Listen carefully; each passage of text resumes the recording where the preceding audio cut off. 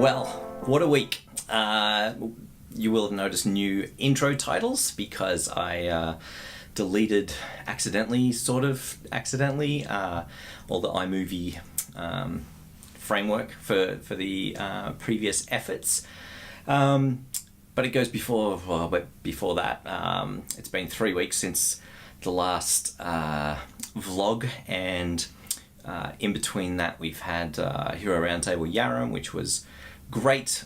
Finished an hour early because of impending bushfires, so there's a bit of adventure in that. I am in Melbourne right now at a hotel, ready to go to the airport in the morning to go to Michigan, where I'll be meeting up with Hero Roundtable Michigan people, bring a few speakers in for an event there. And there's just been a lot of the pre-conference and post-conference stuff, getting people in, getting people out, getting things into the theatre, out of the theatre. Yeah, it's been a little while. I've also got 20 or so Hero Roundtable Michigan videos to upload, which you will start seeing very soon. So in light of that, at least for the next couple of months, instead of doing 2 episodes a week, I'm going to do 1, and the format will be short piece at the front, which is kind of what's going on with Hero Roundtable, what I've seen in the news, that sort of stuff, maybe ideas around heroism to share.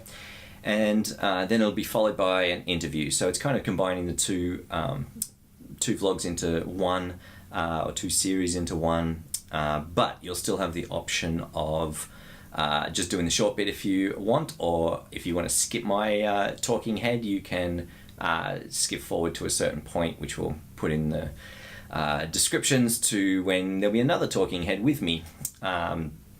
So that's kind of enough of an update. Today, tonight, tomorrow, whenever you see this, will be an interview with Bob Harris. Bob was at the Hero Roundtable Yarram. He is a man of many talents and backgrounds and histories and thoughts. So I wanted to sit down with him at the Hero Roundtable, apart from his 12-minute talk and his workshop, to branch out into all the other bits, or not, certainly not all of the other bits, but some of the other bits. So we were able to catch up on Skype because his interview was one of the couple of things that was cancelled because of the early end of Hero Roundtable Yarram last weekend. So I will not bore you too much more and send you on to that. We do mention some time-sensitive things on there. We were filming and planning to publish on International Women's Day. It was also the day after Alex Trebek announced that he had cancer. So that was Friday. It's now Monday night.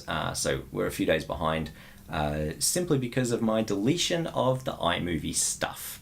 So please enjoy, and you obviously can, as usual, subscribe, and we'll be back once a week doing this kind of thing. And in between, you'll be getting talks from Hero Roundtable Michigan, and hope you enjoy. Welcome to Round the Table with Matt Langdon, the Hero Roundtable vlog. Today's guest is Bob Harris. Bob, welcome. Yeah, thanks for having me, Matt. Appreciate it. Bob, you're in Sydney, but that's not where you came from. And I heard this weekend at the Hero Roundtable you were giving lots of answers as to where you're from. Can you give us a little backstory? Yeah, I'm basically on the lam from the law, and you know, I'm a renegade. I live outside the law. I am currently living in the Sydney, Australia area. I won't be more specific than that because it's the internet. But I grew up in a relatively small town in Ohio, in a log cabin that I helped my father build. That's a very old joke. And I've lived in Chicago and New York and Los Angeles and Washington, D.C., and had a career as a writer and a ne'er-do-well, ragamuffin, highwayman, cut purse. Was a travel writer for a while, wrote for television, radio, if it involves putting words together, believe it or not, given this opening, that's actually what I've done for a living for 35 years. And so you're an interesting, you're interesting generally, but you're an interesting person for me to meet, because so many different pieces of what you do are things that I'm interested in talking about around heroism. So there's the story aspect, there's travel and the value of travel, there's getting involved in not-for-profits. Mm-hmm. There's so much there. So I thank you for giving me the time to randomly go across all of that. Sure. It's rare to find someone who has so many of those components, and often unrelated to each other. They're sort of they're happy coincidences a lot of times. Well, there's two components to it. There are abiding themes to my life. One of them is that I need my work to have actual meaning. My grandfather was a Baptist minister, and even though that made me agnostic by the time I was 5 years old, because this Manichaean worldview, I remember being 5 and just thinking that is way too simple. But nonetheless, before I was even pre-verbal, a lot of the sense of community, social obligation, guilt and shame that are in the Gospels, they all got in. And so I desperately need my work to feel like it has meaning. Otherwise, I feel like my life doesn't, and I have enough of an ego that I need it to. So there is a common thread to it, and when I've left a career, it's because I felt that I'd hit a dead end or I could not find sufficient meaning in that. We can go into the details. And then the other common thread is essentially trying to avoid a responsible day job. So, which means I'm actually totally willing to work 70 or 80 hours a week if it's not a day job with a card you have to punch and a uniform and your name on your shoulder. So I know that feeling too. It's the abiding theme. So that's led me to go to like 85 countries and raise nearly $10 million for Kiva and like all the crap. That's really what it comes down to. I just want my life to mean something. Yeah. Well, let's start with Kiva, because I think that's the story of how you got involved with Kiva for me is a really descriptive and maybe prescriptive for people who see a problem that they think is too massive. So I think I read this book, your Book of Bob. Beautiful plug. Yeah, before I met you, and I don't know how that came about, but it came about. Destiny. And that's the beginning was what I was struck by. So can you talk to us about that experience in the Middle East, and then what happened from there? Yeah, I have to back up a little bit to give it some context. And I want to be really clear, I didn't create Kiva or microfinance or anything like that. I just got interested in it and wrote a book about it that a lot of people have read. I'll get into Kiva in a second. In the course of my zigzag through life, I lucked into a job despite a working class upbringing and clothes that don't really fit. I wound up getting a job with Forbes Traveler, writing luxury travel reviews, going around the world living like a billionaire. My job, I urge you to imagine this, viewers, my job, I got paid. My job was to go to 5-star hotels that I didn't even have to pick. They pre-picked them. They would say, go to the St. Regis in Singapore, go to blah, blah, blah, south of France, the English countryside, these insanely gorgeous places. And stay for free, and your meals are paid, and we're going to give you additional money. And all I had to do was write these little formulaic 300-word, kind of like pre-formatted, the St. Regis Hotel has a lovely gym, and just fill in the blanks. It was like a Mad Lib I was basically doing. It was the easiest job ever. And I just lived like a billionaire. And I thought, okay, this is solid. I can work with this. And what was fascinating about it is that if you're someone who actually wants your life to have meaning, it was great to live. It was like it was a vacation for, there was a couple of months there of zipping around and, hey, this is the coolest thing ever.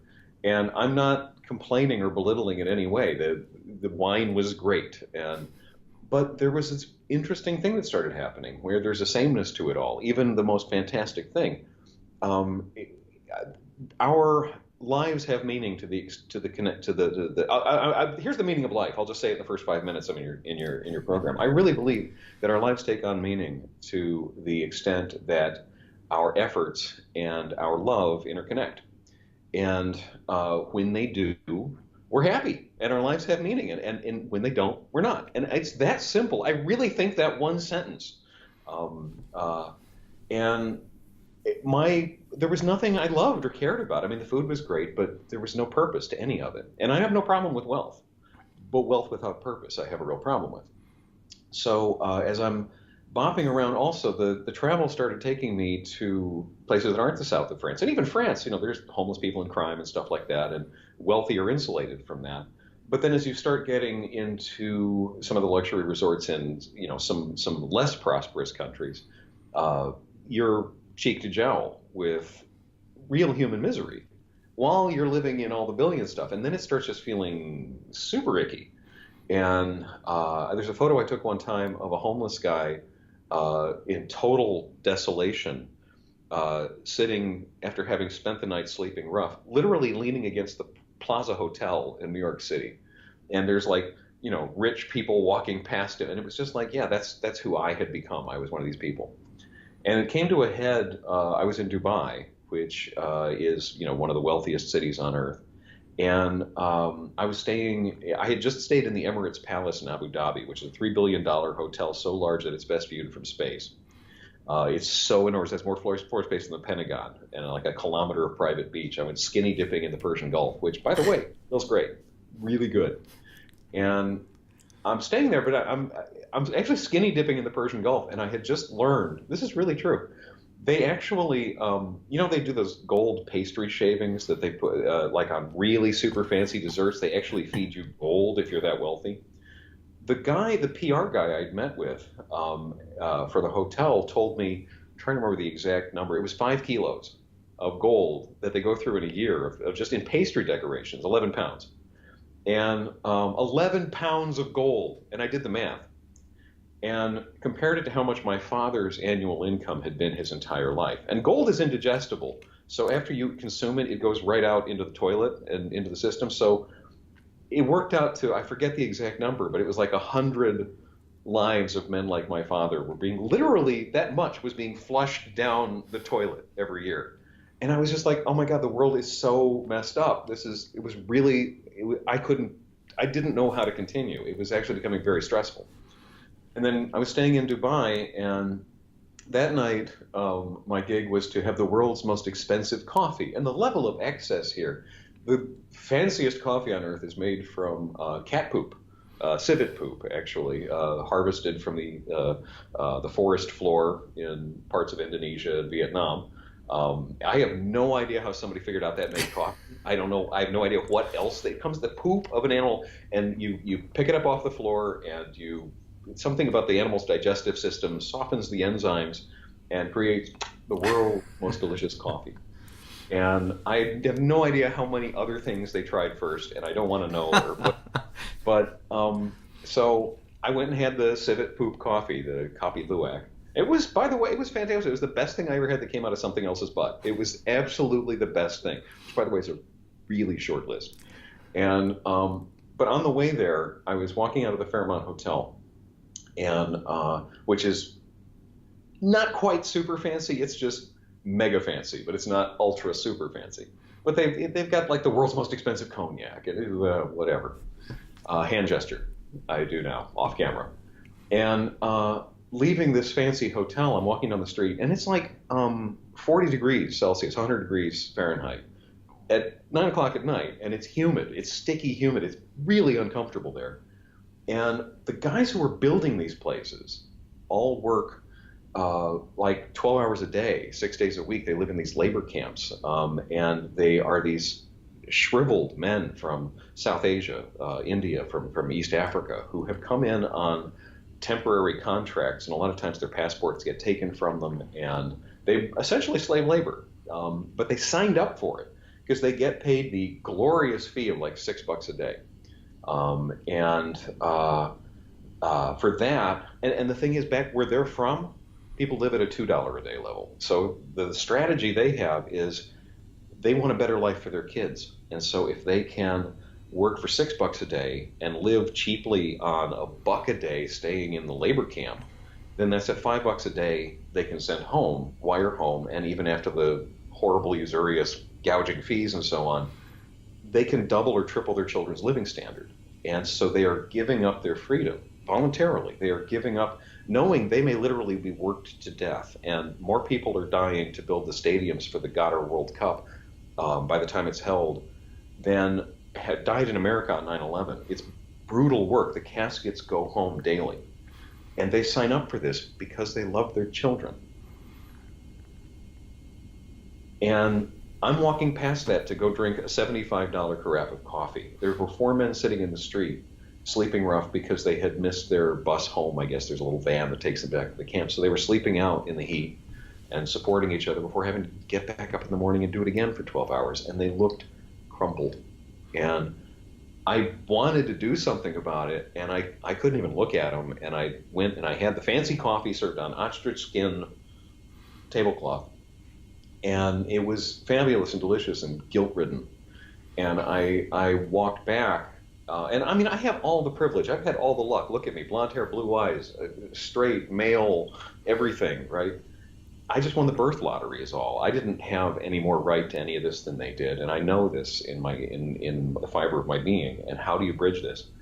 So I walked past them again. They were still there when I had to return to the hotel, and I couldn't do it. And as a travel writer, they give me all the free stuff. I literally had arrived in the room, and there was this mountain of free food. Bananas and different fruits and sparkling date juice, which is the substitute for champagne in that Islamic country, and so many, like, just candy bars, just everything, giant mountain. And I was in this fugue state, and I actually took a backpack and just started shoveling everything I could put into the backpack, and went back downstairs. And I'm going to find these guys and at least give them my food, And it was, honestly, I don't know to this day. It's been 11 years. And I don't know if that was more out of charity or just to salve my own conscience, and I don't think it matters. And I went and I found them, and this is a really important moment. This is, if I have any lesson for the audience, stick with this one. This is the key moment. As I'm approaching them, there's this boundary to cross. There's this barrier. How do I do this? I don't even know if we have a language in common. Are they going to give me a dirty look? Will they feel shamed or condescended because, wealthy white Westerners handing them, what do I do? And just as I'm feeling that, and there's actually almost a temptation in my body to keep walking, one of them looks up at me and gives me this tiny little smile. Just this little, I see you, we are fellow humans, I am friendly smile. And it kind of gave me permission to sit. And I joined them, and I just wordlessly unzipped the bag and started sharing this stuff. And we had this joyous feast. They were really happy to be, food? Great! I was their new best friend. And it was actually really fun. And I could see that they got why I was doing it, what it was about, and it was all good. And we communicated with what words of, we had in common. They were from South India. And I think I was there for something like 45 minutes or 10 days, something in there. I think it was 45 minutes. It's this cherished memory. The important part of that story, and it was after that I walked back and was like, okay, I want my life to look more like this. And that's where I sort of went on my adventure that we can get into. But there's an important moment there, which is that that little smile that guy gave. He probably wouldn't even remember me now. Or if he does, he remembers me as, that weird white dude who gave me bananas, But that tiny act, that smile, gave me this little bit of permission to then go ahead and do the rest of it. That tiny smile, if he doesn't do that, the most casual, tiniest gesture of common humanity to somebody else from somebody who is as powerless as you can be in the world. And it changed my path. And the fact that you're talking to me and you guys in the audience are listening to this, it's changed your path too. The ripple effects. We never see how far our ripple effects can go. And that guy is never going to know. I don't truthfully even know if he's still alive. But when we walk through the world every day, we have thousands of interactions. Eye contact, no eye contact. Smile, don't smile. Every little thing, tone of voice.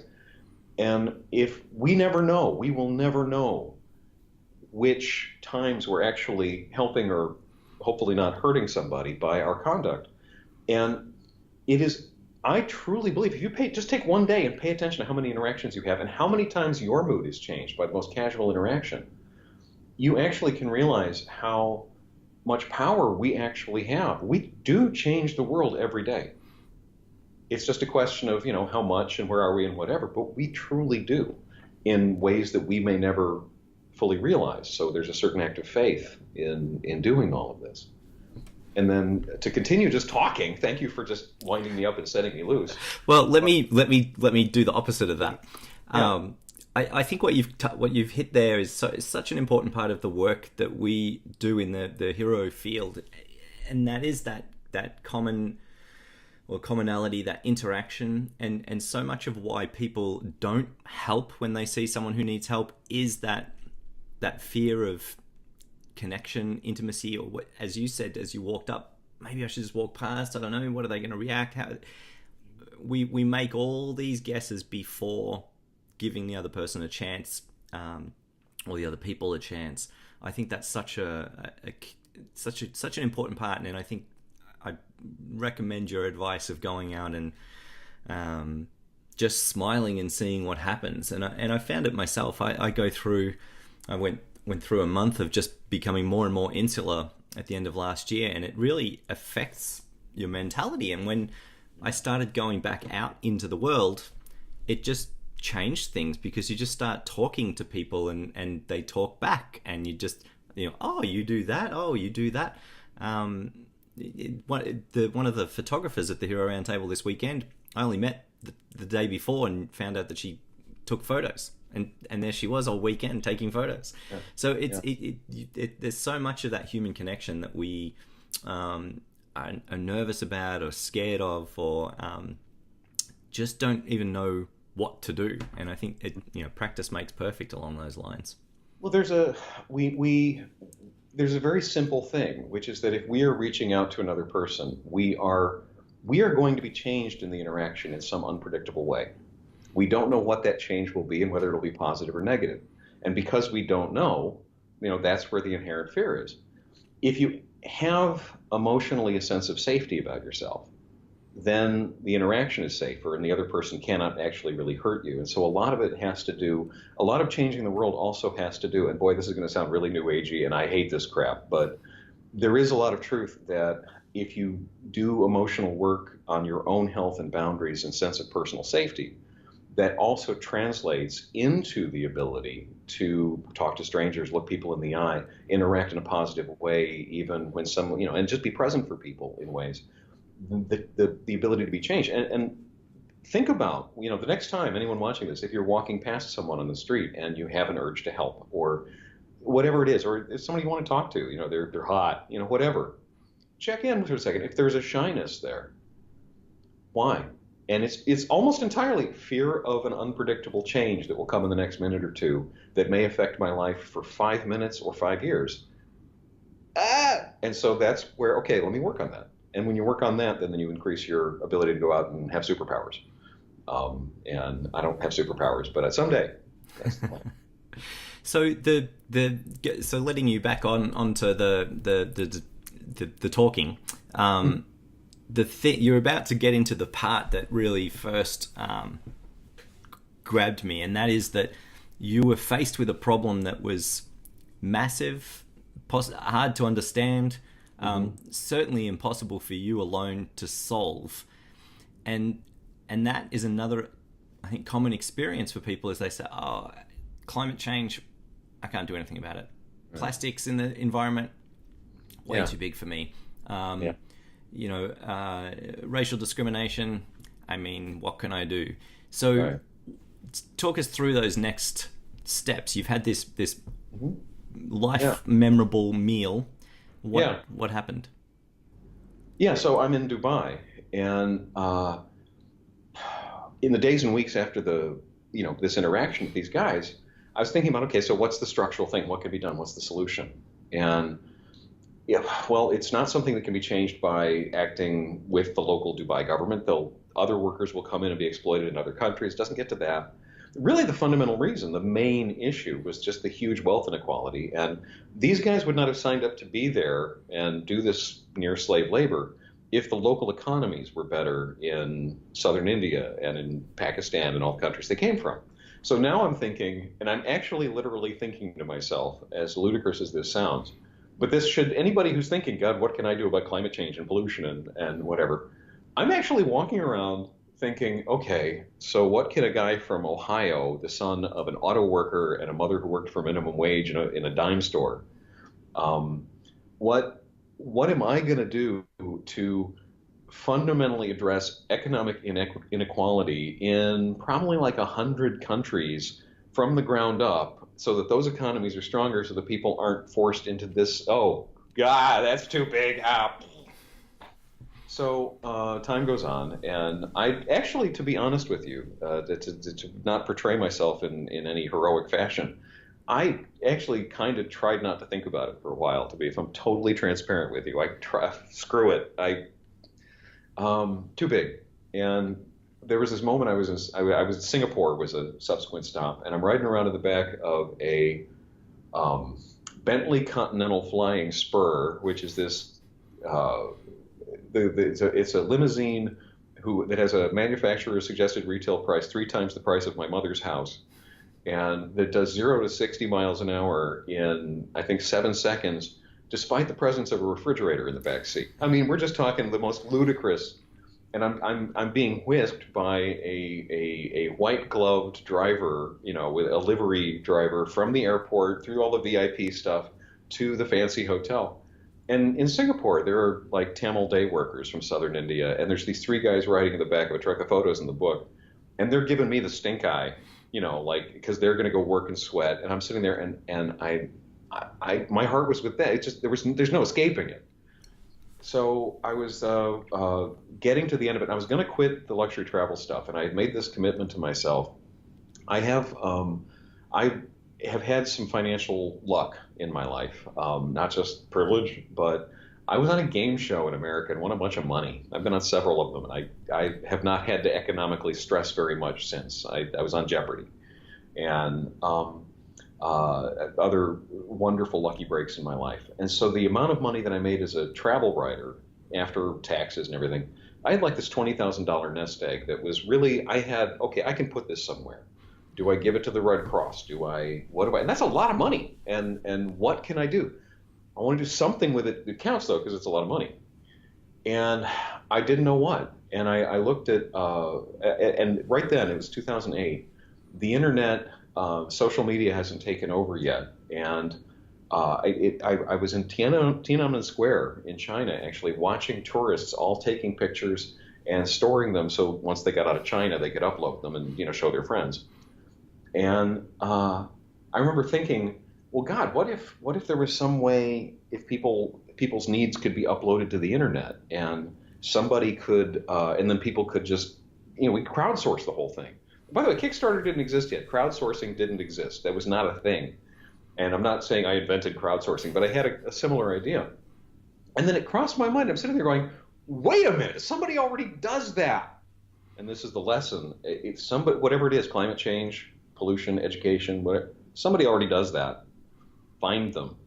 There was this group called Kiva, kiva.org. They're still there. They're a wonderful organization. And I had met the president of Kiva like 6 months earlier and had this idea, maybe I should write about that. Sounds really cool. Kiva is this website that allows anybody like you and me to invest $25 or increments of 50, 75 in mom and pop small businesses in, I think, 90 some odd countries around the world. And it's little pictures. You can go to the site, kiva.org, and there'll be a little picture of, here's Steve, and he's borrowing $400 because he's going to buy seeds and fertilizer. He's going to plant stuff, sell the produce, and then use the profits to feed the kids and pay off the loan. That's a very understandable business model, and that guy's not going to get a loan from Citibank. So, okay, some low-interest loans. And they won the Nobel Peace Prize, this whole structure, which was invented largely by Muhammad Yunus and the Grameen Bank in Bangladesh, has been pretty successful. It's not a panacea. It doesn't, it's not like everybody it touches is escalated out of poverty, but it does positively affect the lives of millions of people, creating financial flexibility, the ability to, and a lot of the positive effects are generational. I can talk about that for a long time.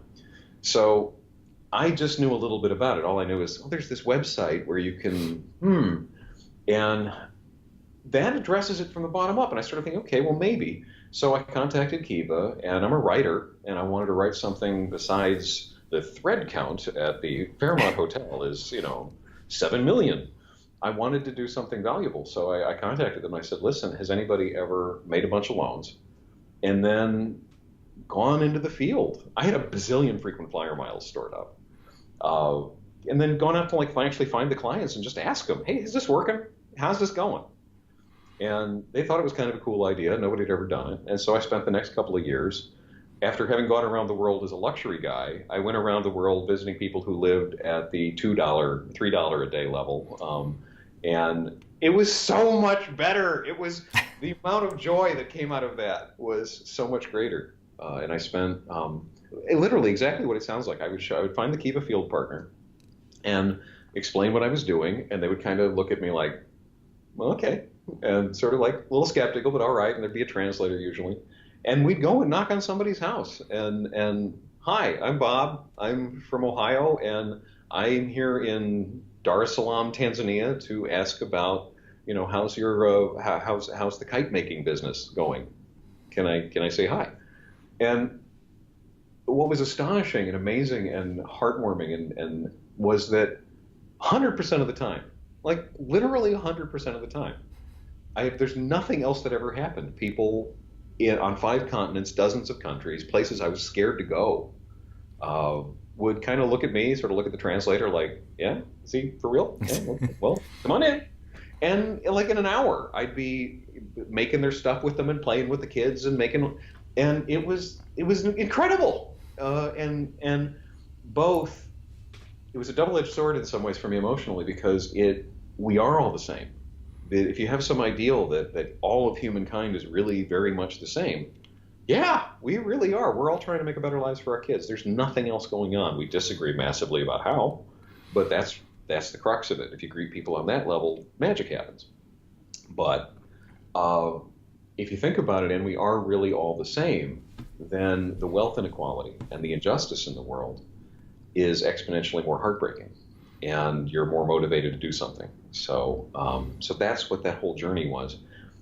And then there's one other lesson, if I could just vamp, but the other thing that came out of it that is incredible was, while I was doing the project, before the book even existed, a guy I'd never met, some guy named Aaron in Michigan, who I've never met to this day, sent me an email saying, hey, there's these lending teams at Kiva where their user base of 1 million lenders self-identify as Kiva Canada, Kiva Washington State, Kiva Victoria. And the two biggest teams, as I always say, is wonderful. There's 40,000 teams now, roughly, and the two biggest ones are the Kiva Christians and the Kiva Atheists, and they're having some sort of argument over whether a deity is essential for philanthropy. And so this guy starts this lending team called Friends of Bob Harris. He basically just notified me, you're going to have friends, hold still. And I, to this day, have almost nothing to do with it. I pop in periodically and leave a note saying, you guys go. That's really essentially all I do. And there's thousands of members now, and they have collectively lent $9.5 million US to, it's like, I don't remember, it's something like 200,000 total clients around the world, some insane number in 95 countries. Because I did this thing, and that happened. And the metaphor, it's like there's a lot of goodness in the world that doesn't know where to go. I think of like when people make cotton candy, fairy floss, there's this giant spinning sweet goodness, but you got to pull it out somehow. And all it takes is one person's actions, and that's the stick that and it just forms and up it comes. And that has been an astonishing thing. So if you have a good idea, or other people will join you. Other people already have good ideas. Go join them, and amazing things can happen. Yeah.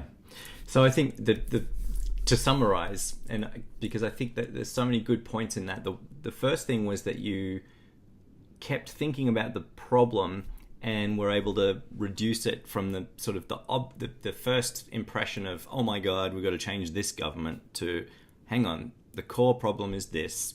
And then, well, that's still too big. maybe someone else is doing it, found that.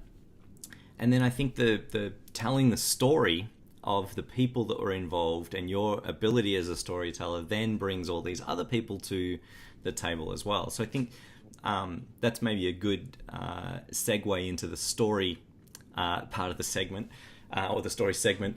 I have to cough again. Yeah.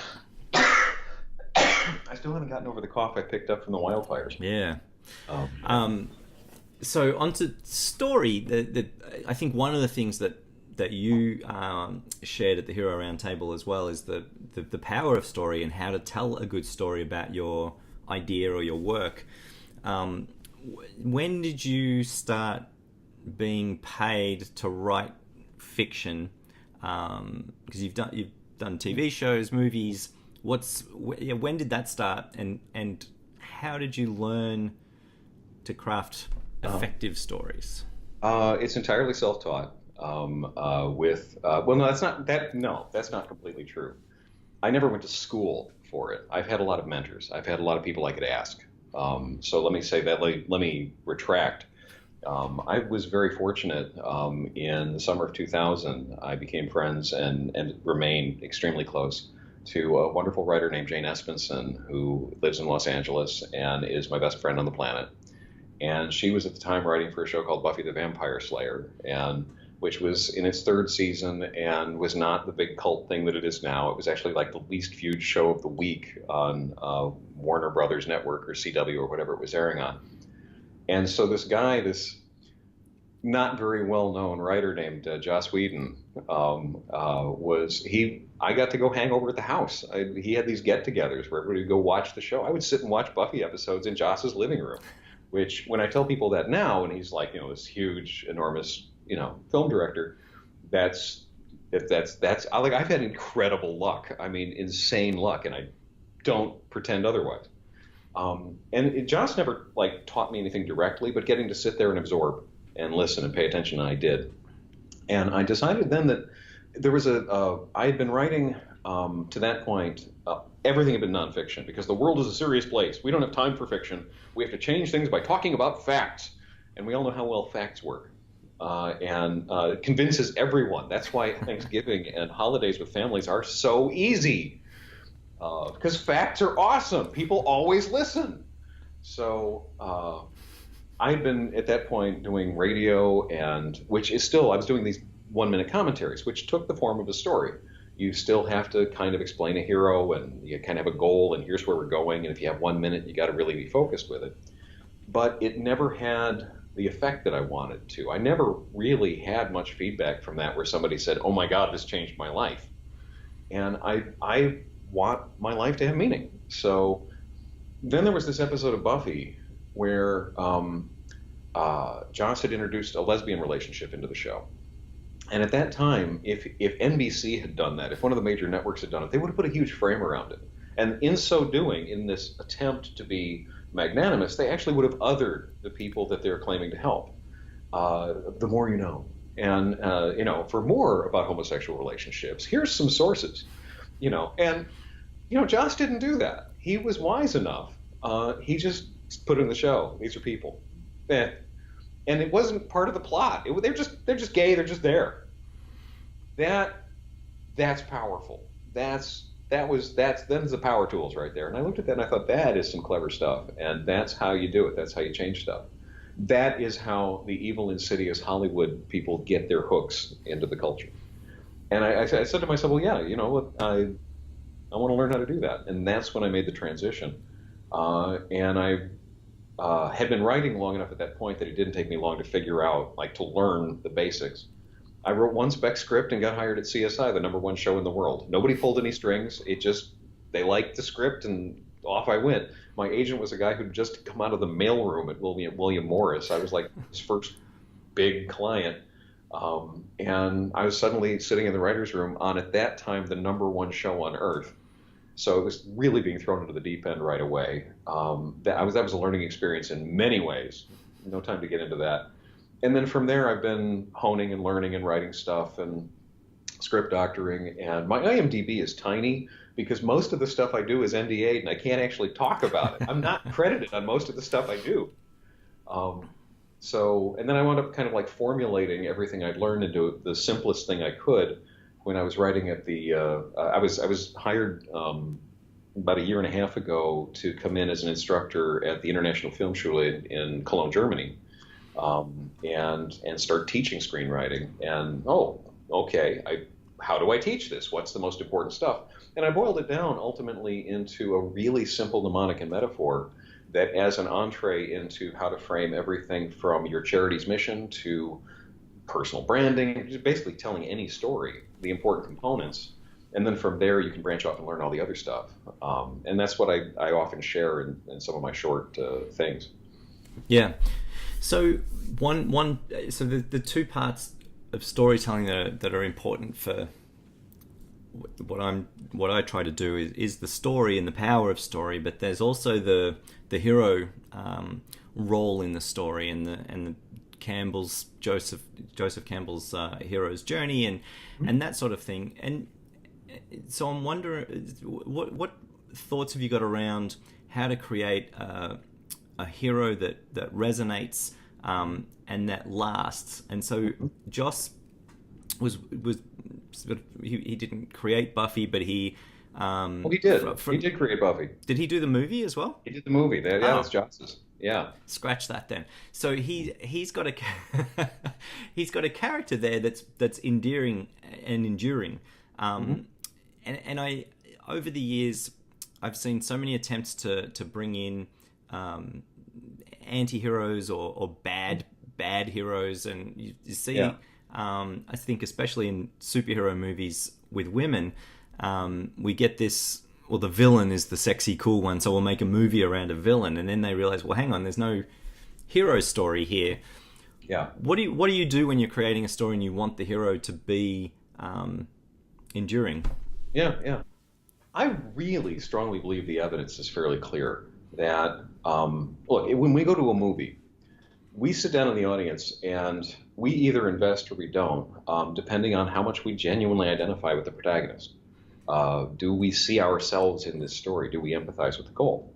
Now, how do we see ourselves? Do we see ourselves as in our fantasies, in what we will pay $15 to go and sit and do for 2 hours? Do we see ourselves as a flawed alcoholic trying to work on my relationship with my father? No. Do we see ourselves as a guy trying to cope with the loss of his faith? No. Heroes are completely sincere because that's how we see ourselves. They're completely transparent. They are without character flaw. They're not trying to overcome being an ass. They're not trying to overcome addiction. They're not trying to overcome. They're not. Tell me somebody the great character flaw in Luke Skywalker. There isn't one. He's a little whiny. That's it. That's it. I want to get off this planet. Don't we all, Luke? Don't we all? And so we can identify because it's a sincere, transparent protagonist. And then we can dive right in. Almost always, the primary goal of the protagonist, the enduring one, is actually love, or a deeper sense of human connection, acceptance by a group, overcoming a sense of otherness and outsiderness. That's the human experience. And so look at Slumdog Millionaire. The Slumdog Millionaire, you had, if somebody comes to you the day after 9/11, if somebody comes to you on September 12th of 2001 and said, you know what, 5 years from now, the number one song in America is going to be about a brown-skinned Muslim kid, number one movie in America, is going to be about a brown-skinned Muslim kid on the other side of the earth on a game show. That's going to be, we're going to be singing Jai Ho. That's what's going to happen. No, that'll never happen. But the power of story. What was that guy's character flaw? Tell me about the protagonist in Slumdog Millionaire. Tell me his character flaw. None. He was completely transparent and sincere. He was looking for love. He loved the girl. Simple. We dove in. So much so that America was able to ignore brown skin and actually paid money to go be this kid. That's the power of story. You have a transparent, sincere protagonist. The Luke Skywalker thing is interesting to me because I think that entered the consciousness of the world when I was at that age to just swallow it whole. Mm-hmm. And Luke was it for a number of years until I became a hardened 12-year-old, and then it was Han Solo. And I think this problem of trying to get the cool, dangerous person as the main characters has shown up again recently with the Solo movie, because the guy wasn't the hero in Star Wars. He had a, he was a criminal, he was a smartass, he was things that we wanted to be, but as you say, it wasn't that transparent, clear, honest character. And then if you try to make a movie around that character, you're going to struggle. Yeah, inevitably. What's the character flaw in Superman? Right. Even Batman, who, he lives in a cave with a young ward, and we can make whatever. He has an eccentric life. We can say that. No judgments. For more on the lifestyle of Batman, the more you know. But even Batman is completely sincere. There's no agenda. He's not. He's just sincere. And so, in creating the bad person who often winds up being the cool person, and is not, usually the proper way to create an antagonist is you have a thing your story is about. You have a central theme, whether it's does good triumph over evil. So you look at something like in Star Wars where there's the Force, and you can choose the good side or the dark side, right? And an antagonist is simply the hero in a mirror image who made the other choices and is who the hero would have been had they made the bad choice. And so you got Luke and you got, Anakin, Darth Vader. Batman, and he has the Joker. Batman, traumatized in childhood, and tries to deal with the trauma by creating a secret identity and living outside the law in order to bring order to the world. The Joker is identical, except substitute the word disorder. And so you have two characters doing mirror images around the same theme, but it's not essential for storytelling at all. There is no antagonist in many of the most successful movies. I document this anytime I get to talk about this stuff. Who's the bad guy in Little Miss Sunshine? There isn't one. Juno or Sideways, or whenever these little independent movies that have a $8 million budget and make $170 million. And everyone's like, oh my God, who could have seen that coming? Somebody who understands storytelling, honestly. I intend to be phenomenally wealthy soon because I have projects going. I have lots of projects going. And come back to me in 10 years because I think I know how this works. I'm vain enough to think I have this figured out. And the people I work with think I do too. So with a little bit of luck. So yeah, but we're telling our own. Oh, go ahead. Sorry. Yeah, well, so I think the massive thing on the planet at the moment is Game of Thrones coming back in a month's time, and I think you've spent time with George R. R. Martin as well, right? I've met him socially a couple of times. I don't think he'd remember me. Yeah. So I think it's played out there as well. The characters that got a lot of attention early on were doing crazy things and what have you, but it's the characters that have that clarity of purpose and that direction and that guileless nature, like a Jon Snow. That's just this is life. This is how things are, and I'm not wavering. It's those characters that shine through in the end. Yeah. That is the essence of storytelling: is taking people on a vicarious adventure where they will face things that are metaphors for our own choices in life. How many, by the way, superhero transformation, that's puberty. That's just a metaphor for puberty. Oh my God, I have new strength and strange goo is coming out of my body. That's puberty, guy. That's just puberty. And great adventures are metaphoric for our own life decisions. The hero's journey, when we don't have to get into the whole thing, but, there's the classic beats of the hero's journey, Google it. It also perfectly reflects the way we make decisions and changes in our own lives. That's why it's abiding and works in Western civilization. It's not universal, by the way. That is not true. It is widely believed to be universal, and that's rubbish. It's not. But that just means people haven't gotten out enough, if anybody says that. Something like the hero's journey, where a hero will have an outcome that is dependent on their individual choices, that only makes sense in a culture that at least values and has a certain sense of economic mobility.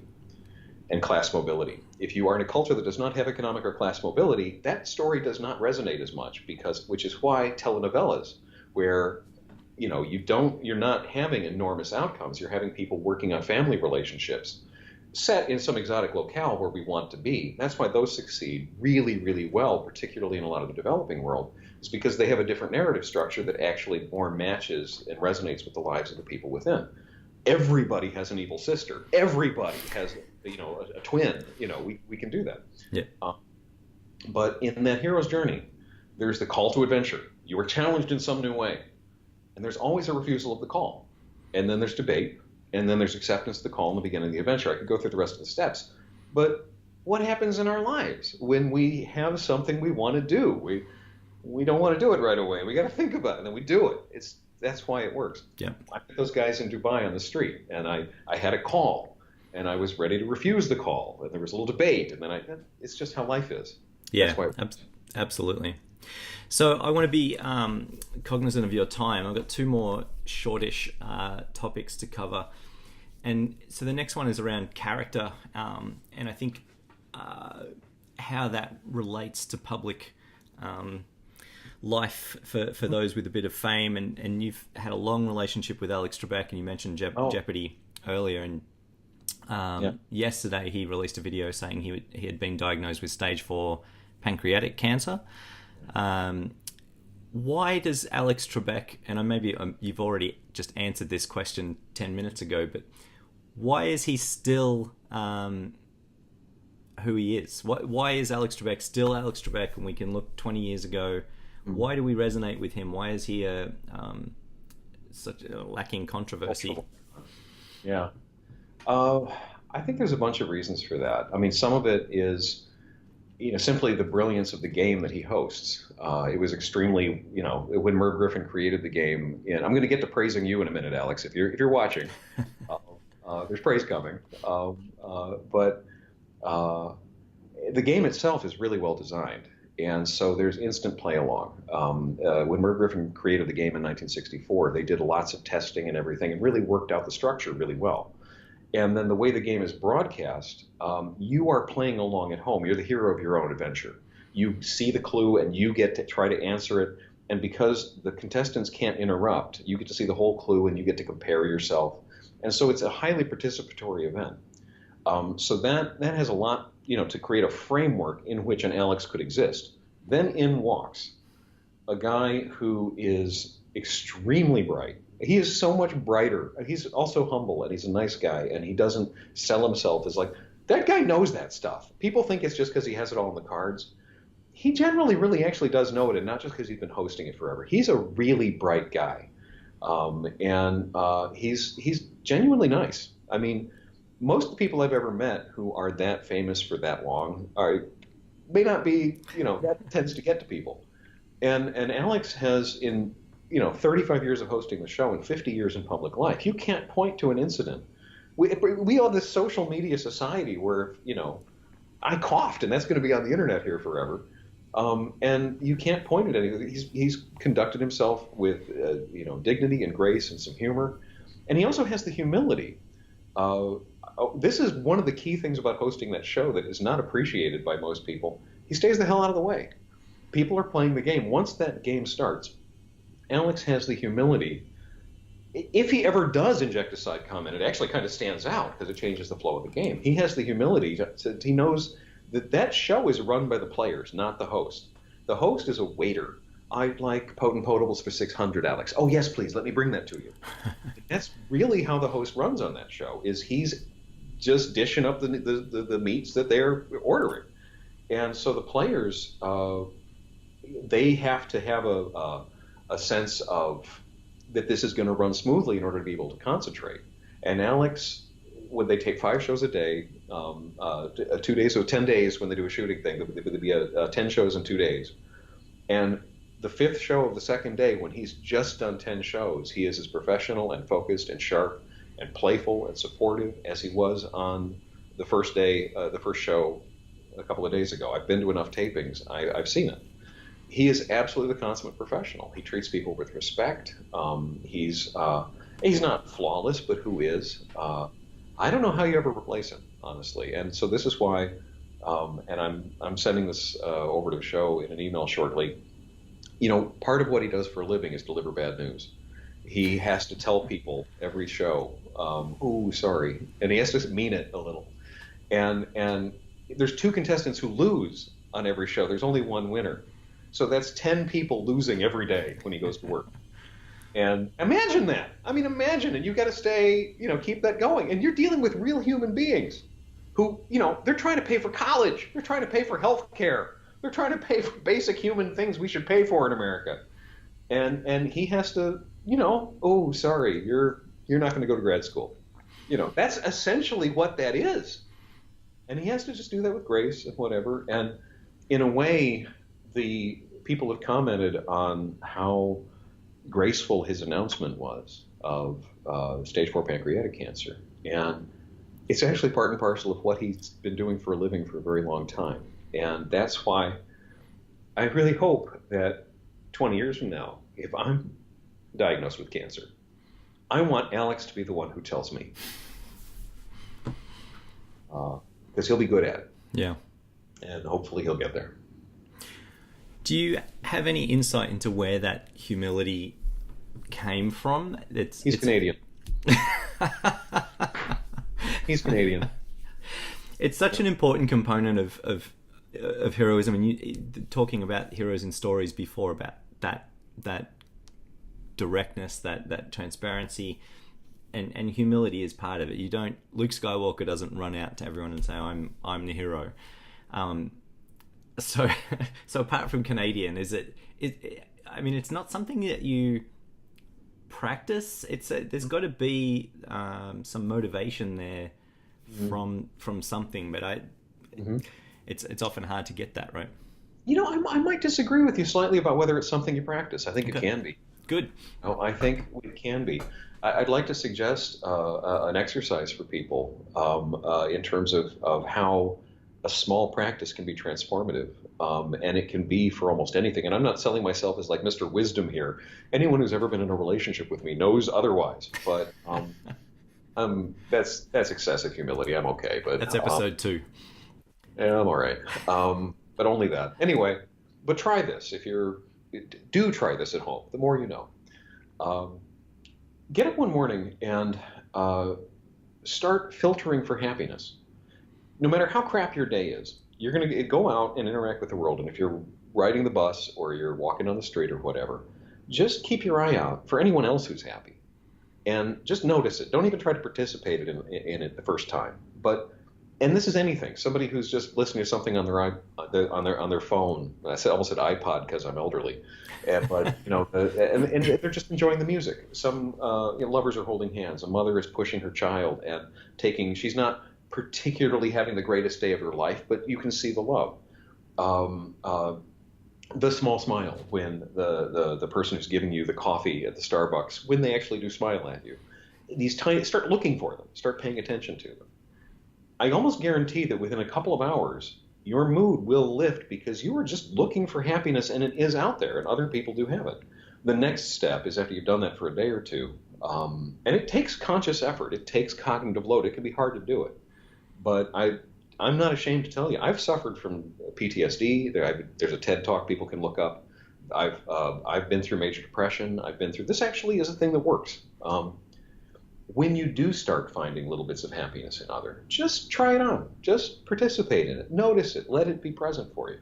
And because we are human silly putty, we are engineered by evolution, whatever deity you want to believe, but we are empathetic creatures. We feel each other. If I yawn, you're going to want to yawn. We can't help ourselves. There's these things called mirror neurons. So if you're filtering for happiness, you will begin to take it on. And I believe, from my own experience, I do not have, peer-reviewed papers to prove this, but I think that's also true for things like humility, for things like grace, for things like just basic sensitivity, humanity, noticing people. It really is a thing you could practice. I really believe so. Yeah. Well, it's just. That's the premise of my entire last 12 years of work, I think, really. I suppose it is, isn't it? Yeah. I think the thing with this thing called the Hero Roundtable. I decided for you. I think the humility part is for me, it was that if you're not humble, it's hard for you to decide that you want to be humble. That's true. That particular. This is not an exercise for Donald Trump, clearly. Right. Yeah. So the last piece I want to get your thoughts on, it's International Women's Day. I've already mentioned that briefly my frustration with the Hollywood attitude to female superheroes, and we're finally getting past that, where they're actually making heroic characters into movies instead of villains. Captain Marvel, I think, was out this week, or maybe it's out today in Australia. Wonder Woman did so well. And so women are starting to see what heroism looks like for them and by them. Have you got, let's say, one or two women that you could share that you would say is your hero? I know you've got more than that, but we have another hour, basically. Actually, I would actually suggest people, as an exercise, go back and look at who won the Nobel Peace Prizes over the last generation or so, and how many of the male names you know, and how many of the female names somehow you never heard. And look up Shirin Ebadi, who is an Iranian human rights activist who should be a household name. Everybody knows Desmond Tutu from South Africa. And I'm not saying that's necessarily because there's a bunch of reasons for that. It's not just gender. South Africa was a much more politically popular cause and pop cultured itself. But Shirin Ebadi is just an amazing human being. And to fight for human rights, women's rights in Iran, pretty cool. And everybody's heard of Malala, obviously her. But I mean, Brexit right now, the whole argument is about the Irish backstop, and that's because there's peace in Ireland now. If you know that there's peace in Northern Ireland, you should know the name Betty Williams. And you probably have never heard that name. And look her up. She's like key to the Irish peace process. There's like no shortage. And I'm not talking about historically, Eleanor Roosevelt, who, by the way, amazing woman. But and there's people always look Harriet Beecher Stowe and people look for old female. There's like hundreds of them running around the planet, millions of them running around the planet right now. Beatrice Finn, who is the executive director of ICAN, the International Campaign Against Nuclear Weapons. They won the Nobel Peace Prize in 2017. Beatrice Finn, she's trying to keep us from blowing ourselves up. This seems heroic to me, and I could go on and on and on. There's absolutely no shortage, and just go back. Now her name slipped my mind. I'm such a hypocrite. The Kenyan activist who was working toward justice through protecting the environment, who won like 10 years ago, Miriam Makeba, who was key to the South African. You know the name Desmond Tutu. Miriam Makeba, people should know that name. She was a singer and a performer and just huge in the South African Revolution. On and on and on. You point to a part of the planet, and it's like a Jeopardy thing. I'll take women heroes for 1,000, Alex. But they're everywhere.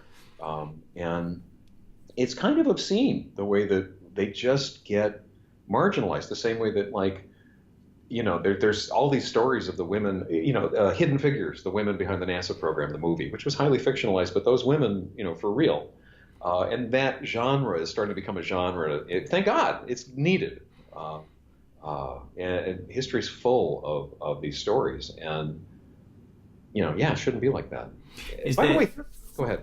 Is there someone doing stuff now that you think people need to know about? Yeah, actually, we have a mutual friend. I'm gonna plug her charity now that you mention it. There's a wonderful charity called the Pop Culture Hero Coalition, and it's run by a woman who's a mutual friend, Chase Masterson, who some of you may recognize the name because she's an actress who was on Star Trek Deep Space Nine and done a bunch of stuff. She has created a charity that is growing rapidly, and their goal is to end bullying in schools. And the tool that they're using to achieve that goal is heroic stories, the pop culture, stories that kids already know from movies and comic books and so on, and already love and resonate to, can be used to teach children the values that we want them to have in a language that they already understand. And so right now they're in a stage where they're trying to create a pilot. They have a curriculum built, and they just need to get it into schools somewhere, and their schools lining up. And they'll be able to objectively show that, Billy was beaten up 89% less, and they'll be able to show the objective criteria. And then this thing's going to go viral, and it's going to be a huge charity. And they're already, some of their stuff is already being used by a charity, I think in Cambodia, that is rescuing women coming out of having been enslaved in sex work. It's being used. There's a school in Vienna that's about to use some of the curriculum. It's an amazing charity, and Chase, knowing her personally, without getting into any of her stuff, she's been through a hell of a lot, and she has, the same way that Batman took trauma and turned it into heroism, she's done something very, very similar, and she is, in fact, one of my heroes, and on a personal level, and I get to know her in as well, which is really nice. Yeah. And I think, full disclosure, I was on the board, founding board member of Pop Culture Hero Coalition. But that worked out well. I agree. Yeah. Well, Chase is the one who introduced us originally, right? Yeah. So okay, that's the whole. Okay. Yeah. And I think Chase is another great example of the hero you were talking about before, with no hidden agenda and just is so committed to a cause. And she's been on the Hero Roundtable stage before, along with Carrie Goldman, who was a original fan, and Janina Scarlett was there last year. They're doing great stuff, and Drea Letamendi will be a future speaker, I'm sure. Bob, thanks for your time. I really appreciate it. I'm glad we were able to do this after having Fire end our last planned interview. So.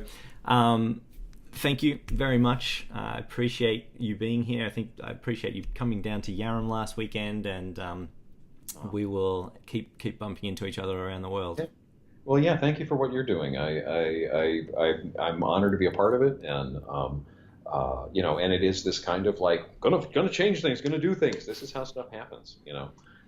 Gandhi. I mean, come on, look at Martin Luther King when he's sitting in a Birmingham jail.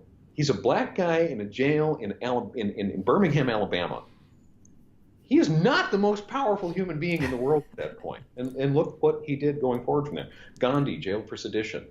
He is in prison. He's, Gandhi, and not coming back. And look what people come from incredibly powerless situations and are able to change the world. If anybody's watching this and feels like, I'm not gonna, I feel that way all the time. Matt, everybody does. Don't let that get in your way. Go do things. Absolutely. Thanks, Bob. I appreciate it, and we'll talk again soon. My pleasure. Cheers.